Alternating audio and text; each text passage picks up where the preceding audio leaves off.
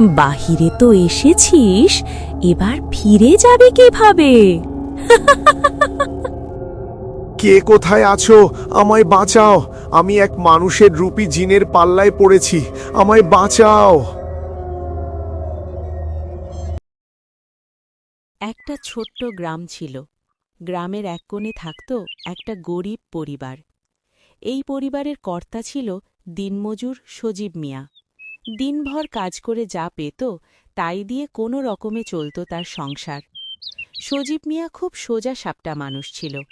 সন্ধ্যার পর সে সবসময় দরজা বন্ধ করে দিত, কারণ গ্রামের বয়স্করা বলতো রাতে কেউ নাম ধরে ডাকলে সাড়া দেওয়া যায় না।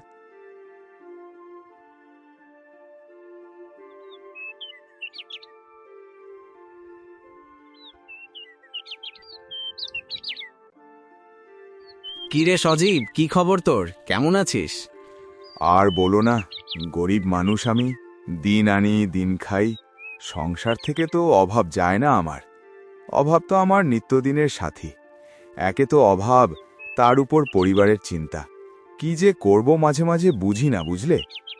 আরে এত ভেঙে পড়িস না। উপর আল্লাহর প্রতি ভরসা রাখ। সে উত্তম পরিকল্পনাকারী। ঠিক তোর সব সমস্যা দূর হয়ে যাবে।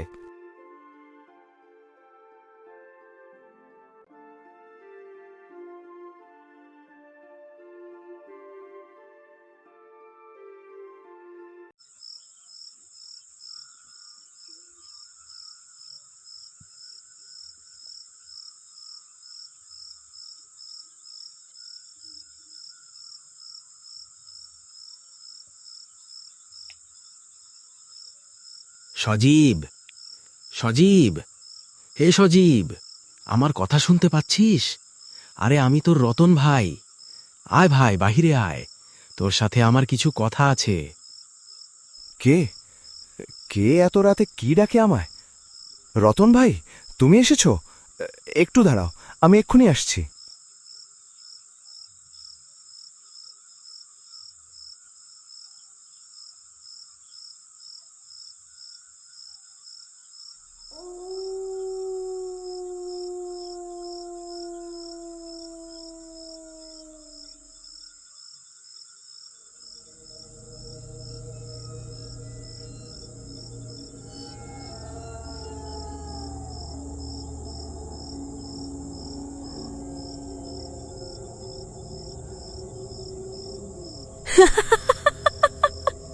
বাহিরে তো এসেছিস, এবার ফিরে যাবে কিভাবে?